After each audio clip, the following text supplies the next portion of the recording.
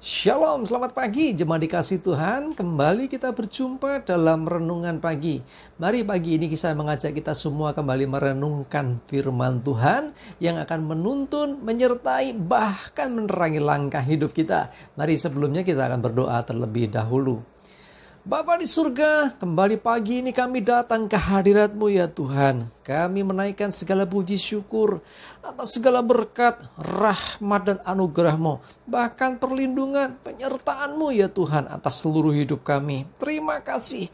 Dan pagi ini juga Tuhan, kami membutuhkan firman-Mu, menerangi langkah hidup kami. Mari Tuhan singkapkan, Tuhan nyatakan kebenaran firman-Mu dan urapi kami semua. Sehingga bisa menangkap pesan Tuhan dan juga melakukannya dalam hidup kami. Terima kasih ya Tuhan. Di dalam nama Tuhan Yesus kami bersyukur dan berdoa. Amin.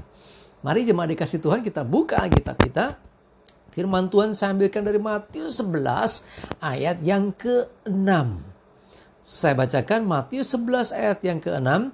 Dan berbahagialah orang yang tidak menjadi kecewa dan menolak aku.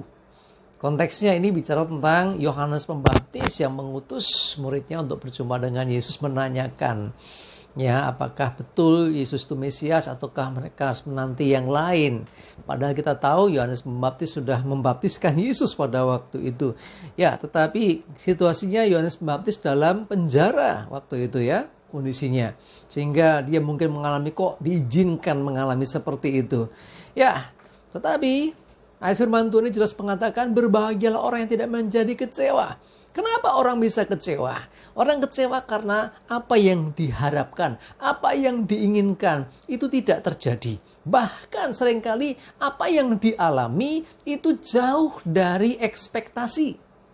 Ya, kita berharap mengalami hal yang indah-indah, ternyata yang terjadi tidak terlalu indah. Ya, orang mengharapkan sesuatu ternyata gagal di tengah jalan. Ya, itu seringkali menyebabkan orang menjadi kecewa. Ya, termasuk dalam kehidupan kita. Mungkin kita sering mendengar bahwa ikut Tuhan itu enak, ikut Tuhan itu mudah, indah. Tetapi setelah ikut Tuhan benar-benar kok masalah juga banyak, kok pergumulan juga banyak. Jemaat dikasih Tuhan, memang tidak ada jaminan ikut Tuhan pasti semuanya langsung beres. Ya, tetapi yang pasti ikut Tuhan itu ada penyertaan, ikut Tuhan ada pertolongan. Bahkan lebih dari itu, ikut Tuhan pasti diselamatkan. Ya, hidup yang kekal itu pasti. Tetapi selama dalam dunia, kadang Tuhan memang mengizinkan masalah demi masalah itu ada. Untuk membentuk iman kita. Untuk menguji iman kita. Ya, karena itu ketika kita menghadapi masalah, sebesar, sesulit, seberat apapun, jangan menjadi kecewa. Apalagi sampai menolak Tuhan atau murtad. Hati-hati, orang yang murtad meninggalkan Tuhan berarti tidak ada lagi yang namanya keselamatan bagi orang itu. Karena itu setialah apapun yang terjadi. Coba kita lihat Habakuk 3 ayat 17 dan 18. Sekalipun pohon ara tidak berbunga, pohon anggur tidak berbuah, hasil pohon zaitun mengecewakan. Sekalipun ladang-ladang tidak menghasilkan bahan makanan, kambing domba terhalau dari kurungan, dan tidak ada lembu sapi dalam kandang. Namun aku akan bersorak-sorak di dalam Tuhan, beria-ria di dalam Allah yang menyelamatkan aku.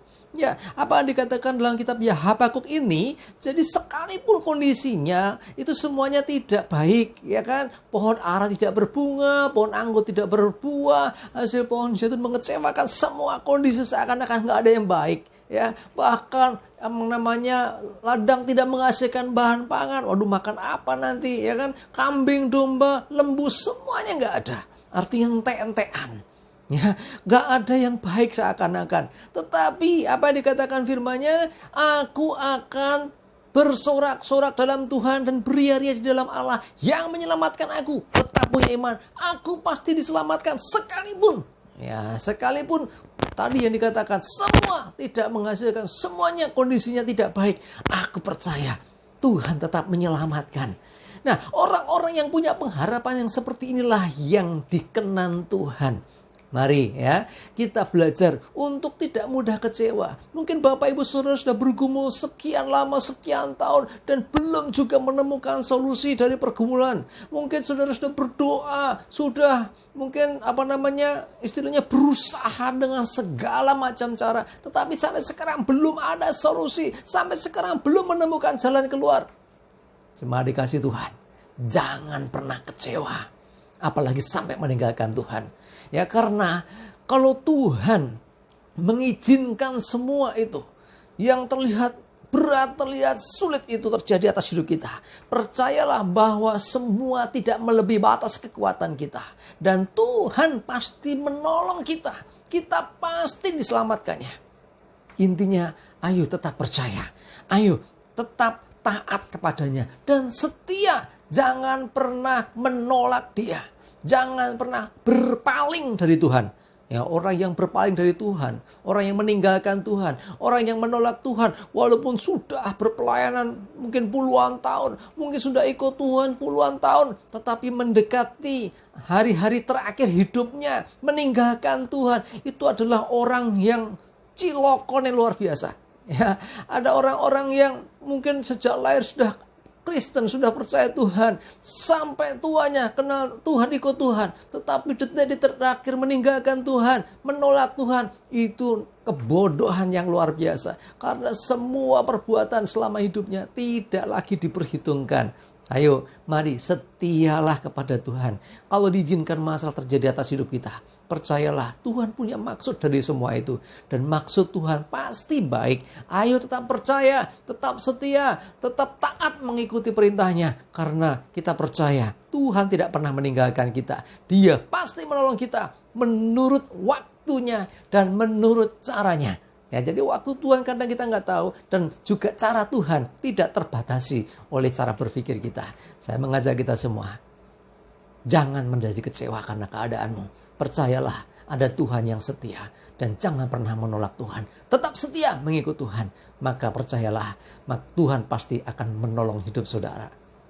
Amin. Kita berdoa. Bapa di surga, terima kasih, kami bersyukur.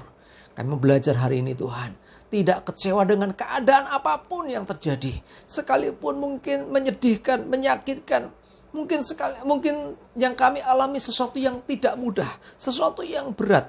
Beban yang kami alami, beban yang tidak ringan. Bahkan kadang-kadang kami sudah berusaha. Ya, kami sudah berusaha semaksimal, semampu kami. Tetapi belum ada juga solusi. Tapi kami mau tetap percaya kepadamu Tuhan. Apapun yang terjadi, kami mau tetap berharap kepada Tuhan. Dan percaya kepada Tuhan bahwa Engkau sedang merancangkan yang baik atas hidup kami. Di balik segala peristiwa yang terlihat tidak baik, ada rancanganmu yang baik dan indah. Terima kasih Tuhan. Terus tuntun sertai kami, lindungi kami, jauhkan celaka mara bahaya, jauhkan segala yang dari si jahat.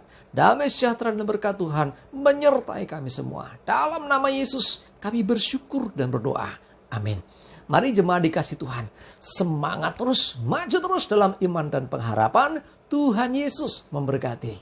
Amin.